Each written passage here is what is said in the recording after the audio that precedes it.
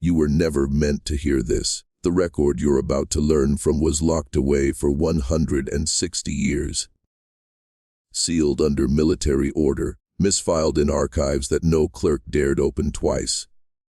The kind of file that makes men disappear, not because it's false, but because it's true. The summer of 1863 should have been about Gettysburg, the grand battles written in textbooks. But 300 miles south, in the misted hills of Rutherford County, Tennessee, the war's true economy was being born. Not in cannon smoke, but in quiet rooms filled with ledgers, acid, and silence. Rosewood Manor looked like paradise. 6 white columns, imported chandeliers, the sound of wind through magnolia trees. But under that marble foundation lay 73 human lives, cataloged and dissolved as part of what the Chamberlain family called the invisible workforce. A phrase never meant to be spoken outside bloodlines. Ezekiel Chamberlain wasn't just a plantation baron. He was an alchemist of human value, a man who understood that fear, secrecy, and disappearance could be converted into gold faster than any cotton gin. He saw the chaos of war not as tragedy, but as opportunity. While soldiers bled, he built. While empires fell, he traded with both sides. And when bodies began to vanish from his estate, he found ways to make the paper trail cleaner than the conscience. But what few understood, what made his name whispered in secret by investigators decades later, was that Ezekiel's fortune wasn't sustained by theft or murder alone. It was built on ritual efficiency, on an unholy contract between power and silence.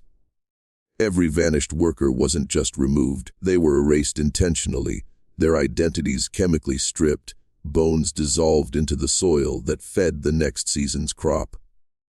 That cotton, sold in New York and London, built banks, railroads, and dynasties that still exist. You've touched the wealth born of those graves without knowing it.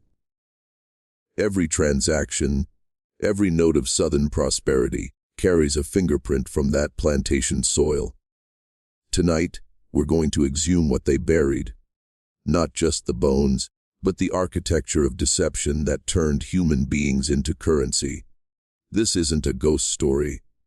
It's a revelation buried in profit, sealed in lime, and written in ledgers no historian was allowed to quote. And once you hear what was hidden beneath those whitewashed columns, you'll never look at American wealth or obedience the same way again.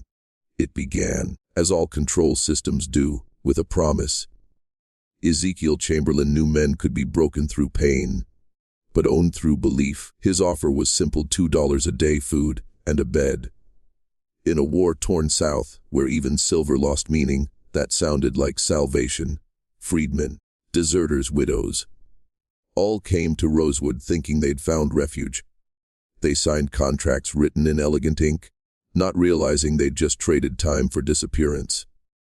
The deception was psychological, not violent. Workers were told their wages would be held in trust, released after 2 years of loyal service.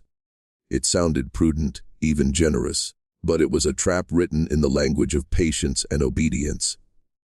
Ezekiel understood something most rulers never speak aloud. Men chained by hope are easier to control than men chained by fear. At first, everything looked legitimate.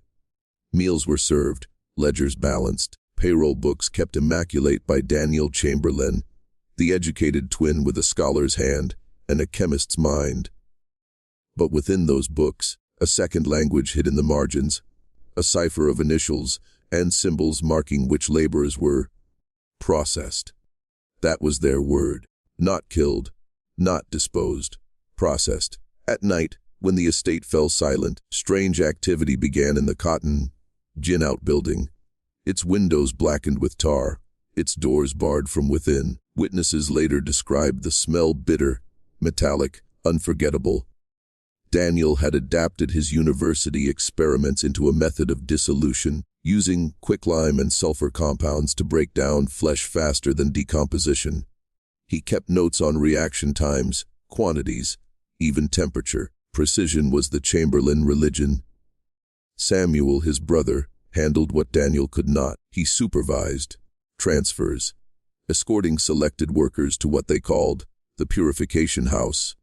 None ever returned. The next morning, their names disappeared from rosters, replaced by falsified notes of misconduct. Drunkenness, theft, desertion. Each accusation crafted to erase sympathy, to make the missing seem guilty of their own erasure. Neighbors wondered how Rosewood stayed prosperous while others collapsed. They thought Ezekiel's success came from strategy, but it came from the silence of the vanished. The cotton grew thick over the very soil, where the bodies had been reduced to nothing. Nutrients feeding commerce, life consuming life in a perfect economic cycle. And when investigators later dug through those ledgers, they found something worse than death. They found design. Because once you see how the Chamberlains turned secrecy into a system, you begin to recognize its reflection in every institution that profits from your obedience today.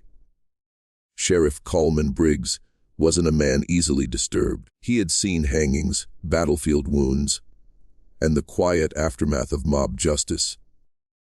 But there was something about Rosewood that made the air heavier, like the land itself carried a secret too dense to breathe. When the first missing person reports crossed his desk, names inked by trembling relatives, he rode out expecting to find negligence, maybe debt bondage, not vanishing. Ezekiel met him on the steps of Rosewood, immaculate as ever, ledger already in hand. Everything about him was rehearsed. The posture, the polite regret, the papers bearing neat signatures and perfect dates. It was theater performed for lawmen too proud to admit they'd been cast as audience. Ezekiel's story was always the same: misconduct, drunkenness, desertion. And he produced witnesses for each claim. Witnesses who spoke with eyes that never quite looked up. Briggs wanted to believe him. The Chamberlains were old money, respected, generous in public charity, but his instincts whispered something else. Something chemical, metallic, wrong. The scent clung to the air near the outbuildings, not the smell of decay, but the sharp tang of corrosion. He'd caught it once before at the tanneries near the river, when barrels of quicklime split open in the sun. He couldn't explain why it made his stomach tighten, only that it shouldn't be here. Over the next months the reports grew. A blacksmith, a carpenter, a seamstress, a family of 4. All gone. The Chamberlains' documentation was impeccable, but too impeccable. Perfect handwriting, perfect timing, perfect explanations. Briggs began copying the ledgers in secret, studying them by lanternlight long after midnight. He started noticing symbols in the margins. Small triangles, circles with slashes, marks that seemed meaningless until he realized they aligned with the missing. The deeper he looked, the more he understood. This wasn't fraud or greed. It was method. A design so precise it could only exist where conscience had died generations earlier. Briggs tried to raise questions in Nashville, but the military authorities dismissed him. Do not antagonize loyal landowners, the letter warned. Stability is the priority. That's when he realized the silence wasn't just local, it was systemic. Someone higher wanted the Chamberlains untouched, and that knowledge frightened him more than anything buried in Rosewood's soil. He began keeping his thoughts in code, locking his notes inside the false bottom of his desk drawer. Because once you start pulling at a thread like this, you don't just risk your career. You risk your memory being rewritten. The first proof came on a moonless night in April 1863. Sheriff Briggs couldn't sleep.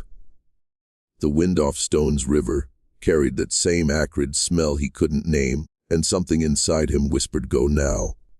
He saddled his horse in silence and rode the 10 miles to Rosewood, his lantern wrapped in cloth to dull the light. The manor stood silent and immaculate, a cathedral of deception gleaming faintly under starlight. But beyond the house, near the cotton gin, the air shimmered faintly with torchlight. He dismounted, crept through rows of newly plowed earth, and saw them. Daniel and Samuel Chamberlain, their white shirts glowing faintly, digging beside 2 men he didn't recognize. The strangers' faces were pale, ghostly in the dark, and they moved with a discipline that didn't belong to field hands. Between them lay a canvas sack, heavy enough that it sank into the soil. When one of the brothers unfastened the corner, Briggs saw something that would haunt him until his final breath: a hand, small, calloused, unmistakably human. He should have shouted, drawn his revolver, made an arrest. But something in the scene held him frozen. It wasn't just the horror of what they were doing. It was the calmness. No panic, no shame. Ezekiel himself stood beside the pit, watching as his sons poured a clear liquid over the body. The fumes rose like invisible smoke, and the flesh began to dissolve before Briggs's eyes. The brothers said nothing. Only Ezekiel spoke, his voice low and deliberate, each one a brick. He murmured, 70, 3 to build the foundation, 70, 3 to seal our dominion. The words didn't sound like mourning. They sounded like invocation. Like something older than the war, older than the Chamberlains themselves. Briggs realized then that he wasn't just witnessing murder. He was witnessing ritual. He backed away, careful not to break a twig. The stench clung to him all the way home. That night, he wrote everything in his hidden journal. Sketches, times, symbols, even the Latin fragments he'd heard Ezekiel whisper. But when he tried to show his notes to a judge days later, the man's face went pale. "Sheriff," he said quietly, "burn that book. These are men whose reach extends to Washington." That's when Briggs understood. He had crossed an invisible line. He had seen something he wasn't meant to see. And once you witness that kind of order behind evil, you stop believing in coincidence forever. Sleep became impossible after that night. Sheriff Briggs would jolt awake drenched in sweat, hearing the scrape of shovels that weren't there, smelling the acid sting of quicklime drifting through his dreams. He began drinking coffee by the pot, pacing his home until dawn, haunted by the sound of Ezekiel's voice whispering that phrase again and again. Each one a brick. He couldn't let it go. In the daylight he rode back to Rosewood, under the guise of investigating stolen livestock, searching for proof that would make others see what he had seen. But every trace was gone. The soil where the grave had been disturbed was perfectly smooth. Even the trees around it seemed newly cut, as though the landscape itself had been edited overnight. He questioned the workers, but they answered with eyes hollowed by fear. Each reply was identical. "Ain't nothing wrong here, Sheriff." The words had rhythm, like a line learned by repetition, psychological conditioning, though Briggs didn't yet have a word for it. Then came the letter, delivered by courier unsigned, written in the same copperplate hand used in Margaret Chamberlain's household ledgers. "Leave this matter alone, Sheriff. The prosperity of Tennessee depends on discretion. We are not the only hands in this ledger." He took the letter to Nashville, demanding a meeting with Union Command. They dismissed him in 20 minutes. "The Chamberlains are cooperating with both sides," the officer said flatly. "Their trade routes keep the cotton flowing north. You do well to focus on deserters, not loyal suppliers." Briggs realized then that the corruption wasn't a single route. It was a web, and the Chamberlains were only one of its anchors. Back home, he found his desk broken open, his coded notes missing. His deputy swore ignorance, but his voice trembled when he spoke. That night, someone left a small burlap pouch on Briggs's porch. Inside was a handful of white ash, still warm, a warning, quicklime residue. He felt something shift inside him. Fear turned to purpose. If he couldn't prosecute them through the courts, he would expose them through truth. He began documenting everything again, this time by memory, hiding each page inside the hollow leg of his dining table. He wrote the final line of that night's entry with shaking hands. "If I disappear, look beneath Rosewood's prosperity. The graves are not metaphor." By May of 1863, Sheriff Briggs was no longer investigating a crime. He was fighting for the memory of reality itself. His reports vanished from courthouse files. Witness statements he'd taken by hand reappeared rewritten. signatures altered. When he confronted the county clerk, the man stared at him blankly and said there had never been any such reports. No missing workers. No formal complaints against the Chamberlains. It was as if the truth had been edited out of existence. Briggs rode to the Freeman property, hoping to find someone who still remembered the family that had vanished months before. The cabin was burned to its foundation. The neighbors swore there had never been a Freeman family. Just empty land. That was when he began noticing them. Men in plain clothes lingering near his office, following at a distance, faces expressionless. He'd see them at dawn near the courthouse steps or standing silent by the livery stable at dusk. Always the same calm, unblinking stares, he wrote in his journal. They are rewriting the county while we sleep. Memory itself is being altered, replaced by profitable fictions. Sleep deprivation eroded his grip. Some nights, he'd hear the faint hum of machinery from miles away, gears turning in the dark hills beyond Rosewood. Other nights the voices came, soft, deliberate, always repeating one phrase, 73 to build the foundation. The same words he'd heard Ezekiel whisper over the dissolving bodies. By June, his deputy refused to ride with him. Townspeople crossed the street when he approached. Whispers spread that the sheriff had taken to drink, that he'd gone mad chasing ghost stories. Ezekiel didn't need to silence him, he only needed to make his credibility evaporate. That's the genius of institutional control. You don't destroy the messenger. You destroy the definition of sanity. One night Briggs woke to find his front door ajar. On his kitchen table lay one of his missing pages, placed perfectly flat, his handwriting copied so precisely it made his skin crawl. But across the bottom was a new line written in another hand. Truth belongs to those who can afford its maintenance. He realized then this wasn't just about a plantation. It was about the system that protects its architects. The Chamberlains weren't hiding in the dark.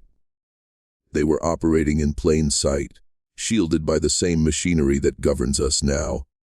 Josiah Creek had been part of Rosewood longer than any living man. His back was a map of scars drawn by decades of obedience.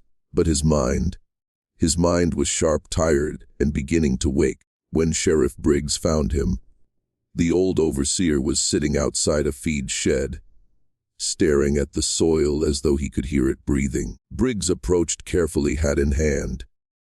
"You were there," he said quietly. "You saw what they buried."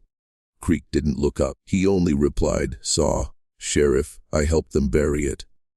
It took hours to earn his trust, and even then, every word came out like a confession dragged from the grave. Creek told him how it began, not as cruelty, but as ideology. Ezekiel had convinced his household that the war was merely a theater, a distraction from the true conflict, the preservation of order. He preached that some souls were born to serve as scaffolding for the greater design, that death wasn't an ending, but an investment. He called it transmutation, Creek said, his voice trembling. He believed the human body was the most potent fertilizer for civilization. Blood to feed the soil that fed the market.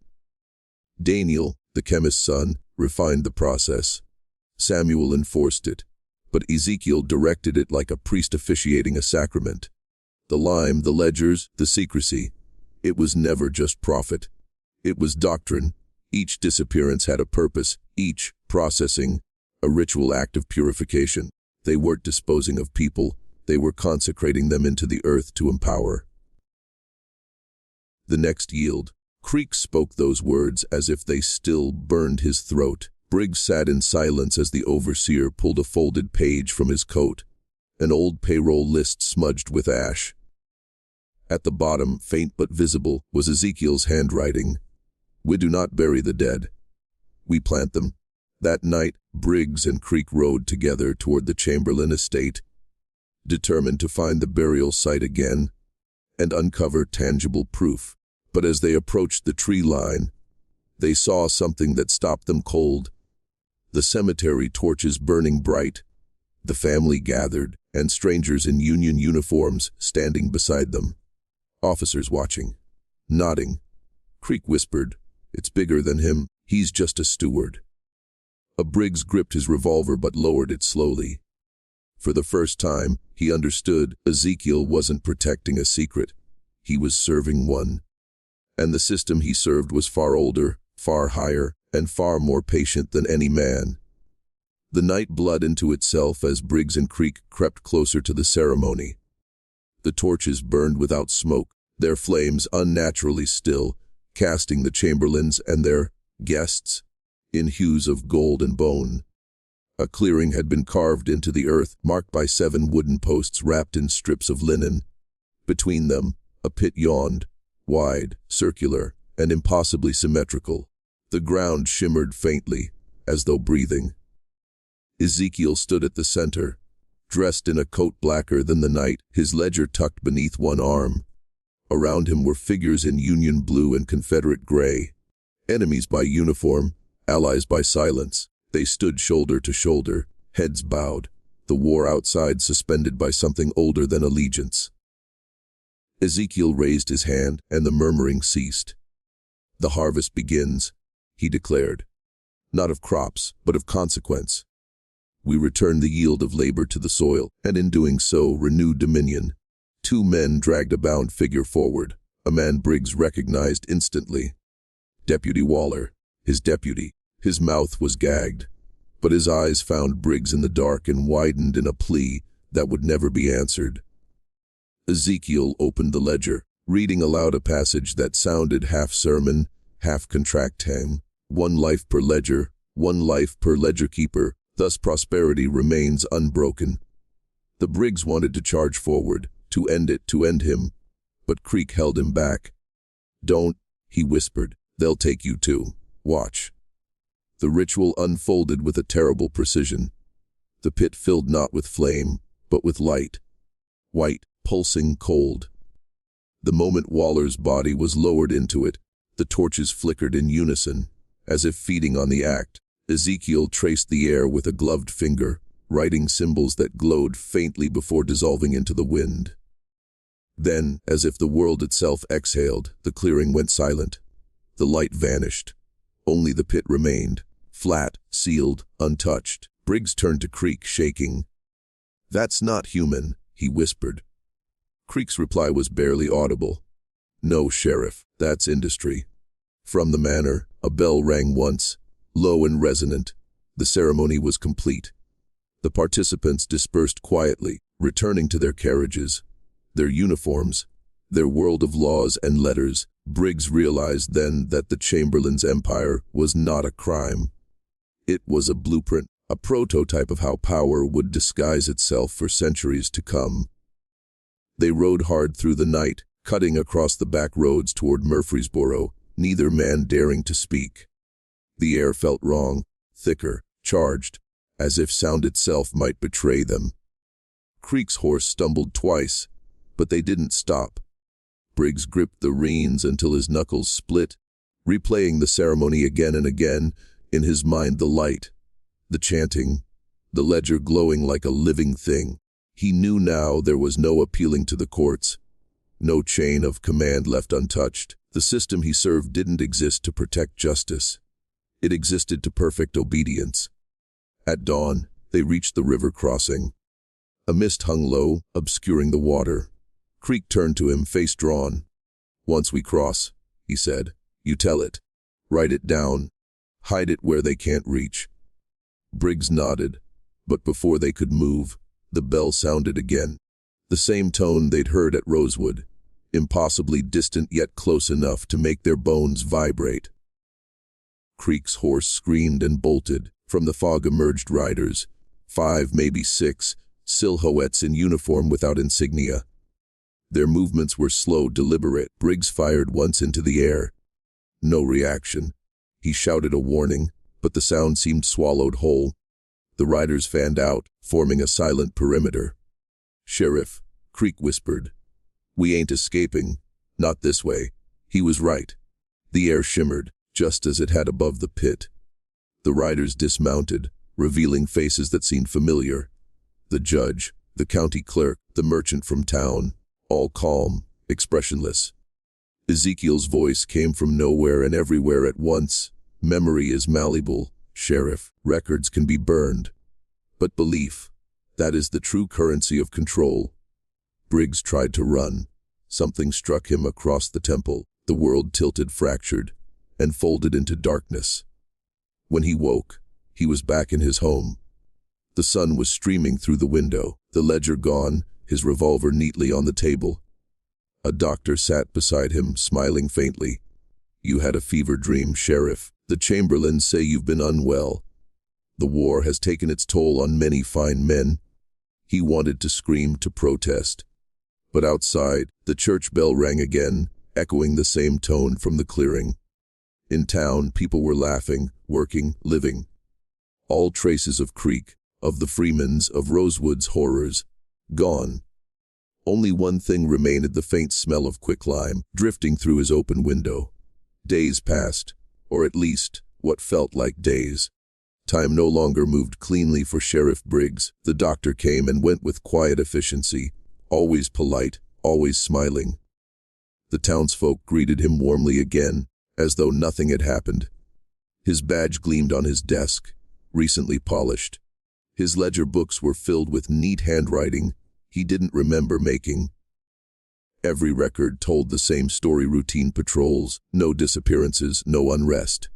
Even the Freeman property, once a charred ruin, was now listed as vacant and undeveloped. He tried to find Creek. No one had ever heard of him. When Briggs mentioned his name to the blacksmith, the man just frowned and said, "Ain't no Creek family here. Sheriff, you sure you're getting enough rest?" That night, Briggs sat at his desk, staring at his own handwriting, until the letters began to move. The shapes on the page twisted, folding into symbols, the same ones Ezekiel had traced in the air during the ceremony. He blinked hard, but they remained, burned into his vision. Then came the knock, slow, deliberate. 3 raps against the wood. Briggs opened the door, expecting the doctor.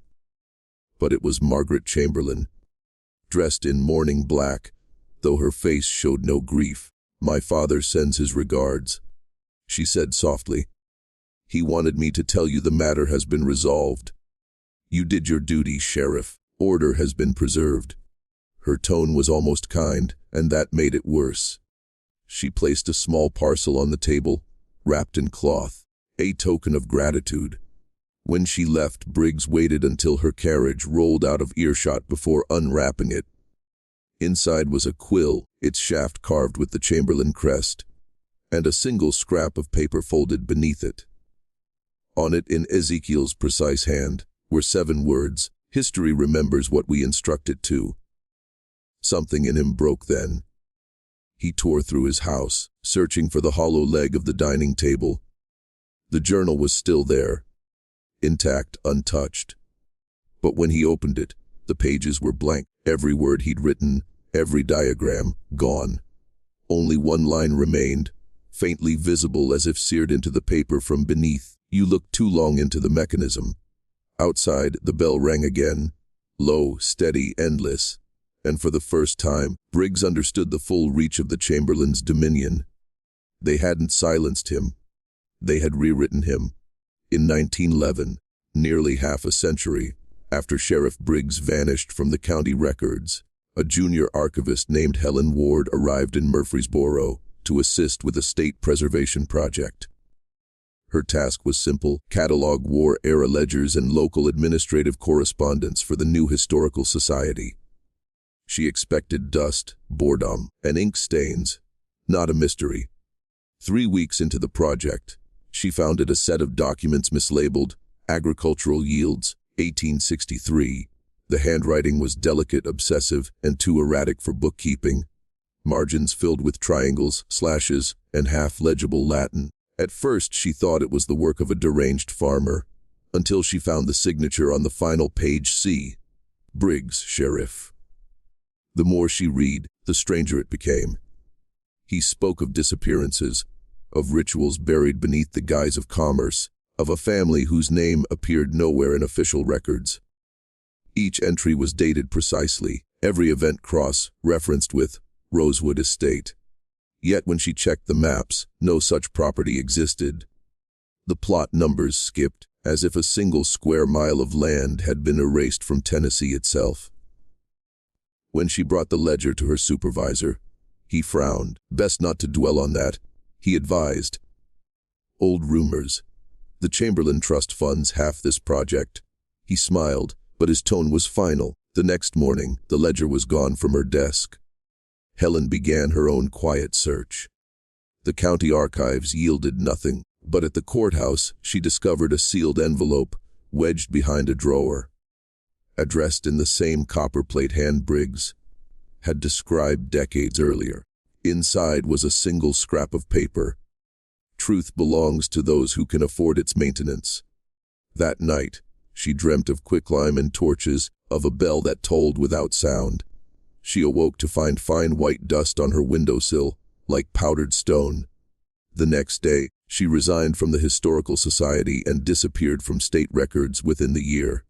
In 1974, a construction crew clearing ground for a new industrial plant unearthed a rusted revolver and a sheriff's badge fused to bone. The local paper ran one small article, artifact linked to unidentified 19th century lawman. No mention of Briggs. No mention of Rosewood, only the smell of lime rising from the freshly turned earth, faint but unmistakable. In 2025, a true crime documentarian named Alana Pierce stumbled across the Briggs ledger while researching early Reconstruction corruption for a streaming series. The pages, digitized decades earlier by a volunteer archivist, were filed under an anonymous upload labeled Unverified Folklore Tennessee, 1860s. Most viewers had dismissed it as myth, but Alana had a habit of chasing patterns the algorithms ignored. She began cross-referencing names. Ezekiel, Margaret Daniel Chamberlain, and discovered something unsettling. A Chamberlain Consolidated holding still existed, quietly registered in Delaware since 1881. The corporation owned subsidiaries in agriculture, construction, and, more recently, data storage. Its motto, embossed in gold on every quarterly report, read, "Each one a brick." The deeper she dug, the stranger the parallels became. Satellite photos showed that one of the company's oldest facilities sat exactly where Rosewood Plantation once stood. Local maps marked it simply as Site 73. When Alana contacted county officials, her emails were politely redirected, then ignored. Within weeks, her research drive was remotely wiped. She flew to Tennessee anyway. The land was fenced off, guarded, silent. Through the chain link, she saw rows of sealed white silos stretching to the horizon. No company signs. Only a single bronze bell mounted near the gate, motionless and gleaming. That night, in her motel room, Alana replayed fragments from a recovered audio file. One she'd pulled from a defunct Chamberlain marketing reel. A man's voice recited something rhythmic, deliberate. "We do not bury the dead. We plant them." 73 to build the foundation. The words echoed across 160 years of silence. By dawn, she was gone. Her rental car was found abandoned outside Murfreesboro. Doors unlocked, camera equipment intact. Her notes were missing. The last file uploaded to her cloud drive contained only a single image as a close. Up of the Chamberlain crest carved into steel, below which someone, perhaps Alana herself, had scrawled in marker, "History doesn't repeat, it updates." The footage from her documentary never aired, but fragments leaked, enough to spark online theories about a Rosewood mechanism, a network of power built on invisible erasures. Most dismissed it as digital folklore, and yet, every year, on the anniversary of Alana's disappearance, the bell at Site 73 rings once, low, resonant, and without wind. No one ever claims to hear it first. If you've followed the trail this far, you already feel it. That tension beneath your skin, that isn't fear but recognition. The Chamberlain story was never just about one family or one era. It was about the design, the blueprint, the quiet inheritance of control that moves through generations like a bloodline disguised as opportunity. You see, men like Ezekiel didn't die when their empires collapsed. They learned to adapt, to shift from soil to system, from chains of iron to chains of incentive. The plantation became the corporation. The overseer became the executive. The ledgers became databases. The contracts, the same. The ink just dries faster now. When the Chamberlains dissolved their estate after the war, they scattered across America, New York, Boston, Richmond. Each one invested in reconstruction industries, rail, textiles, insurance. Each branch carrying forward that one principle Ezekiel carved into his children's minds: control what cannot be seen. By the time the 20th century dawned, the Chamberlain descendants sat on the boards of banks, think tanks, and political committees. They learned to shape policies with the same precision Ezekiel once used to bury bodies. Their wealth funded universities, newspapers, and philanthropic trusts, all instruments for rewriting narrative, laundering blood into legacy. But what most historians never mention is this: the Chamberlain motto was found etched in Latin inside the cornerstone of a 1923 courthouse in Nashville, ex ossibus crescimus, from bones we grow. The phrase was removed during renovations in 1978, replaced by a generic inscription about justice. Yet the pattern remained. Institutions continued to rise on invisible foundations. Fortunes made of suffering rebranded as progress, and that's the truth hidden in plain sight. Every empire, ancient or modern, feeds on erasure. Someone always vanishes so another can rise. You can see it in corporate takeovers, in wars packaged as liberation, in markets built on the despair of unseen workers. The Chamberlains were simply the first to perfect it on American soil. Now it's everywhere. Coded into algorithms, buried in policy, whispered through boardrooms under softer names. The dynasty never ended. It merely changed uniforms. And those who understand this, those who see the pattern, are faced with a choice to forget or to remember, because remembering carries a cost. And forgetting, that's how the cycle begins again. Listen carefully now. We've reached the threshold. The place where history and consciousness intersect. Everything before this moment was discovery. What comes next is initiation. Because once you understand how power sustains itself, through silent submission and ritualized forgetting, you're no longer just an observer. You become a variable in the design. The Chamberlains understood this principle. Control doesn't survive through domination. It survives through participation, through the consent of those who believe they are free, while playing their assigned roles in the pattern. Ezekiel's bloodline didn't vanish.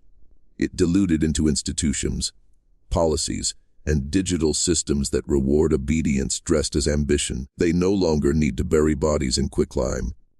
They bury truth beneath noise, endless feeds, meaningless outrage, curated illusions of choice, and we scroll willingly, hypnotized by the theater of distraction, unaware that we are feeding the same mechanism Ezekiel built with bone and secrecy. You've felt it, haven't you? That gnawing suspicion that the world moves according to an invisible rhythm. Something older than politics, older than the economy, older than the very idea of progress itself. The Chamberlain legacy is not history, it's code.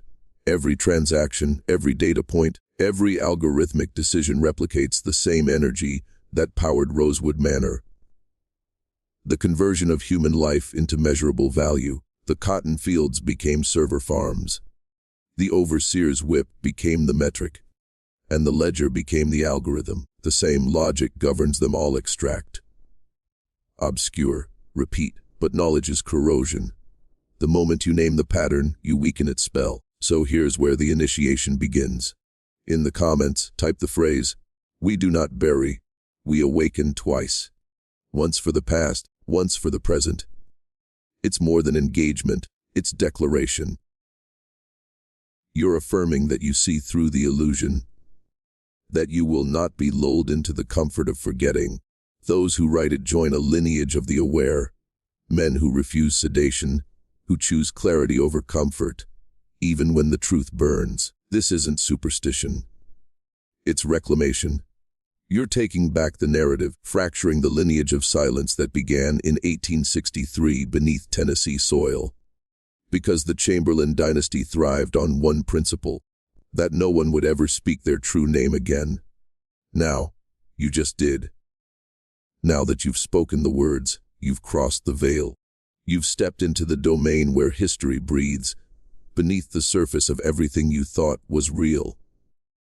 This is not superstition, it's recognition. That the same pattern running through the Chamberlain Dynasty still pulses through our world in quieter, more refined forms. The plantation became a production floor. The whip became policy. The overseer became an executive behind a glass wall, and the sound of chains has been replaced by the hum of machines calculating worth from your data, your labor, your attention. The mechanism never died. It evolved, cloaked in sophistication and progress. When you stare long enough into the abyss of power, you realize it doesn't need to hide. It only needs you to doubt your own perception. That's how every dynasty endures. By teaching you to disbelieve the evidence of your own senses. The Chamberlains learned this first in blood, then in law, and finally in ideology. Their true fortune wasn't gold or cotton, it was obedience. A commodity more stable than currency, more transferable than property. And you, right now, have interrupted that current simply by acknowledging it. Awareness is the one act of rebellion they cannot quantify. But beware. Once you see the machinery behind the illusion, you can never unsee it. You'll notice it in headlines crafted to redirect outrage, in algorithms that harvest distraction, in the quiet uniformity of belief systems presented as diversity. You'll hear echoes of Rosewood Manor in every institution that demands trust without transparency. The names have changed. Chamberlain, Consolidated, Consortium Council, but the lineage is unbroken. Here is your final task, remember. Not as a scholar, but as a sentinel, because remembrance itself is a weapon. Every time you recall the 73, every time you speak their story aloud, you fracture the spell of erasure that sustains the dynasty's descendants. Speak it, share it, and they lose another layer of invisibility. The bell at Site 73 still rings once a year. Some say it's the wind. Some say it's a system reset. But those who've heard it know. It's the sound of history demanding to be remembered. And now that you've heard it too, the echo belongs to you.